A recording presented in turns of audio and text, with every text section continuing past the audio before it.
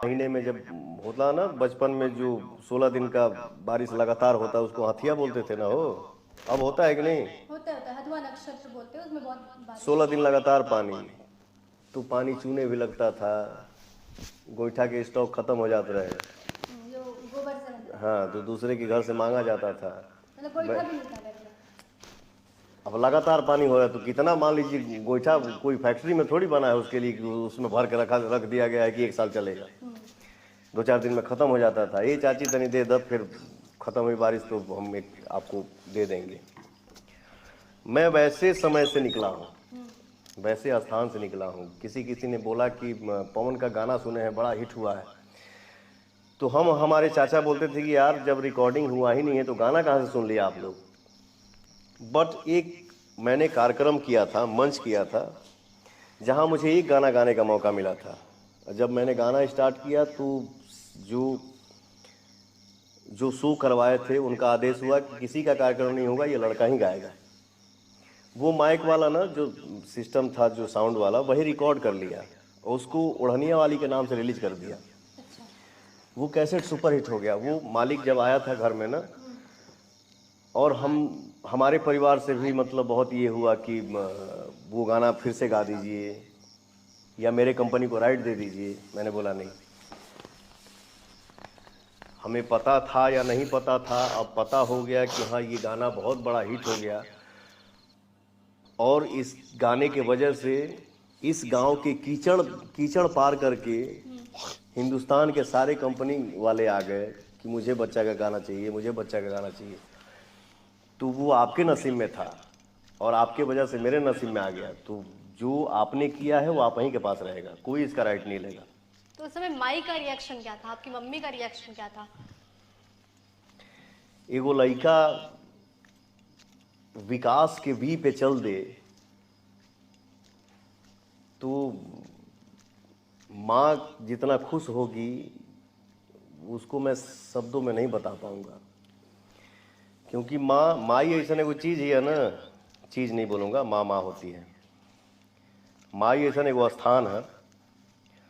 दुनिया में हर रिश्ता आप कमा लीजिए और आप बैठे बैठे हैं खाने पे, 4 रोटी खा गए, 5 रोटी खा गए, छठा रोटी खा गए, 7वां का जब डिमांड होगा तो मन में आ ही जाएगा बड़ा खाता यार। सही बात है। लेकिन आप 10 रोटी भी खा जाएंगे ना तो माई बिना पूछले किचन से एगो रोटी उठा के ले पूछी, बोली कि अरे ले अभी खैले कहाँ। तो वो माँ से ही आप उम्मीद कर सकती हैं और किसी से नहीं। तो माई ने आशीर्वाद दे दिया है ना चुनावी बिल्कुल। मैदान में उतरने के लिए, अरे क्योंकि सबसे बड़ा आशीर्वाद तो वही है, घर बिल्कुल। से आशीर्वाद स्टार्ट होता है। माई के आशीर्वाद लेके ही हम कहीं निकली ला। सो के उठता हूँ, खैर ये सब बताना नहीं चाहिए। नहीं क्यों नहीं, आप प्रेरणा स्रोत है, बहुत लोग अरे पवन सिंह बनना चाहते हैं। ये मेरा सौभाग्य है। दुनिया का कोई भी काम आ जाए, मैं हारमोनियम पे हाथ रखता हूँ तो वही भजन बजाता हूँ पहले, भले फटफट पता भी नहीं चलता है कि क्या कर रहा है अगला। बट वो सरस्वती माई के, हनुमान जी के और गुरु जी के, वो हारमोनियम पे पहले भले मैं ऊपर ऊपर ही छेड़ दूं, बट वो तीनों चीज़ प्ले करूंगा, इसके बाद ही चौथा मैं स्टार्ट करता हूँ। क्या बोल रहा था, सॉरी मैं भूल भूल गया। जब आप स्टार्ट करते हैं गाने का। हाँ, मैं कहीं भी निकलता हूँ तो माई के आशीर्वाद लेके निकलीला, और सुत के उठीला तो हम जिसको जिसको मानते हैं उसको पहले प्रणाम करते हैं। मोबाइल छुअब तो सबसे पहले बात करब चाहे ना करब, बट सुत उठ के डायल पहला वही नंबर होगा जिस पे लिखा है माई। इसके बाद ही दुनिया का कोई काम होगा।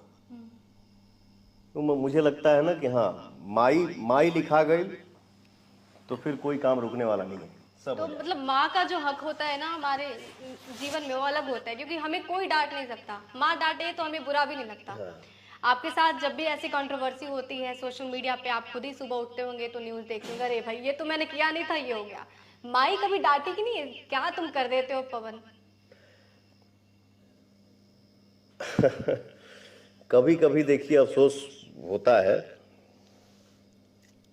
कि किसी चीज़ को जीवन में, इसके बारे में बहुत लोगों को पता है, ठीक है, और वो चीज़ भी चल के पवन सिंह के पास आता है और थोड़ा भावुक होता है। पवन सिंह को पैसे से कोई खरीद नहीं सकता है और ना ही कोई मुझे दुनिया में पैसे से डिगा सकता है। हाँ, आंसू आएगा, कोई अपना तकलीफ बताएगा तो पवन सिंह से कोई भी काम करवा सकता है। तो कोई चीज़ ना पर्टिकुलर, मैं एक चीज़ को नहीं बोल रहा हूँ, किसी के लिए भी बोल रहा हूँ जो मैंने काम किया कि हाँ ये चलो ठीक है बाबू, बैठो काम करो, आगे बढ़ो, मस्त रहो। तो माई डटले भी है कई बार, सुन ते आदत सुधरबे कि ना, ज्यादा समझ से भी मत बन। ठीक ना, ते मने का मने एक्टिंग करत रे, गाना गाओ बहुत तेज हो गई बड़े, देख तोरा धक्का लागी तबे पता चली, कहे कि हम जानत नहीं ओकरे बारे में, चाहे किसी के भी बारे में, जो जिससे प्रॉब्लम हुआ जीवन में, किसी एक के लिए नहीं बोल रहा। बोल भी दूंगा, ऐसा नहीं है, मैं डरता नहीं हूँ किसी से, मैं सम्मान करता हूँ। अगर पवन सिंह को बदनाम करके कोई खुश है, चलो ठीक है, खुश रहो। अगर वही काम मैं भी कर दिया कि हाँ किसी का इतिहास पवन सिंह से भी छुपा नहीं है, हर चीज है, बट नहीं चाहता हूं जब उसने किया और वही काम मैं भी कर दूंगा तो फिर हम में उसमें कोई फर्क नहीं रह जाएगा। चलो ठीक है, पवन सिंह खराब है, तुम साबित करना चाहते हो ना पवन सिंह घटिया है, ठीक है, समय होता है, समय बलवान होता है, मुझे बोलने की जरूरत नहीं है। माँ बाप के मुंह से आदमी सुना है दीवार को भी कान होता है, और सच्चाई छुपती नहीं है, एक ना एक दिन सामने आएगा ही, वो चाहे पवन सिंह की सच्चाई हो, चाहे आपकी या दुनिया में किसी भी इंसान की।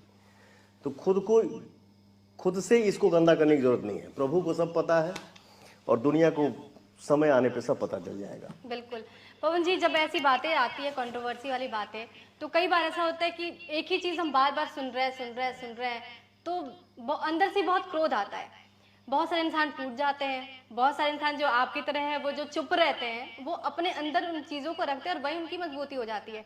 पवन जी ने इन तमाम प्रेशर्स को हैंडल कैसे किया? दुनिया में जिस देवी का आपने फोटो दिखाया ना, तो उसको खोने के बाद मैंने बोला कि भाई मेरे से अब एक्टिंग नहीं होगा और ना ही सिंगिंग होगा, मैं छोड़ देता हूँ। मैं किसानगिरी करके, हल चला के, ट्रैक्टर चला के मैं अपना जीवन बिता लूँगा, बट मेरे से अब ये सब नहीं होगा। लेकिन दोस्ती एक ऐसी चीज़ होती है, दोस्ती एक ऐसी महान स्थान है। मेरे जीवन में एक दोस्त है जिसका नाम है दीपक। तो जब हुआ था तो मैं तो सन रह, अरे एक आर्टिस्ट, कलाकार के जीवन में इस टाइप का कलंक लग गया मेरे कंधे पे। लगना था, लग गया, क्या कर सकता हूं। बट मेरे दीपक ने बोला भाई अनहोनी तो हो ही गया, जो नहीं होना चाहिए था, बट एक बात हमेशा ध्यान रखना पवन सिंह, तुम सिर्फ अपने घर के बेटे नहीं हो, तुम पूरे हिंदुस्तान के बेटे हो और पूरे भोजपुरिया संसार के बेटे हो। तो तुम जिस वजह से तुमको पहचान मिली है उसको तुम साइड नहीं कर सकते, चाह के भी। तुम्हारे चाहने वाले इतने हैं ना कि तुम चाहोगे भी कि मैं सिंगिंग छोड़ दूं, एक्टिंग छोड़ दूं, नहीं छोड़ने देंगे। तो मैं उस दोस्त को थैंक यू बोलूँगा, थैंक यू सो मच मेरा भाई दीपक, जो तुमने इतना हिम्मत दिया मुझे कि मैं टूट भी चुका था तो एक दोस्त ने इतना साथ दिया, इतना सपोर्ट किया कि मैं भी सोचा कि चलो संघर्ष ही जीवन है, इससे हार नहीं मानने का, दुनिया का कोई भी झटका आएगा उसको झेल लूँगा। लेकिन आपके गानों में ऐसा नहीं लगता कि ये वो पवन जी गा रहे हैं जो कल रो के आए होंगे, जिनके जिंदगी में भी उस तरह के उतार चढ़ाव होंगे जो हमारे सबके जिंदगी में होते हैं? ये कैसे अपने आप को इतना मजबूत रखना है कि आज के ज़माने में इस पे बात होने की बहुत ज़रूरत है, क्योंकि कई सारे लोग हैं हमारे इंडस्ट्री में, भोजपुरी इंडस्ट्री में देख लीजिए, हमारे इसलिए मैं बोलती हूँ क्योंकि मैं खुद भोजपुर से हूँ, मैं भोजपुरी भाषी हूँ, तो इस इंडस्ट्री को मैं भी अपना इंडस्ट्री मानती हूँ। मुझे लगता है कि हम सब मिलकर ही आगे बढ़ेंगे। तो जब हम इस इंडस्ट्री की बात करते हैं तो कई सारे न्यू कमर्स हैं जो झेल नहीं पाते हैं, सुसाइड वाली चीज़ें हो जाती हैं। पवन जी के साथ भी वैसे हुआ, कंट्रोवर्सी आपके साथ भी हुई, लेकिन गाने में कभी नहीं लगा। गाने में जो पवन पहले थे वो पवन आज है। बहुत टेढ़ा टेढ़ा सवाल करत हो तू कभी कभी, लेकिन अच्छी बात है। देखिए क्या है, कोई लीख में हो या लाख में हो, हमने के भोजपुरी में वो कहावत कहा जाला कि घर घर देखा एके लेखा। ऐसा नहीं है कि पवन सिंह के पास धन दौलत ऑडियंस के आशीर्वाद से अगर मिल गया, पवन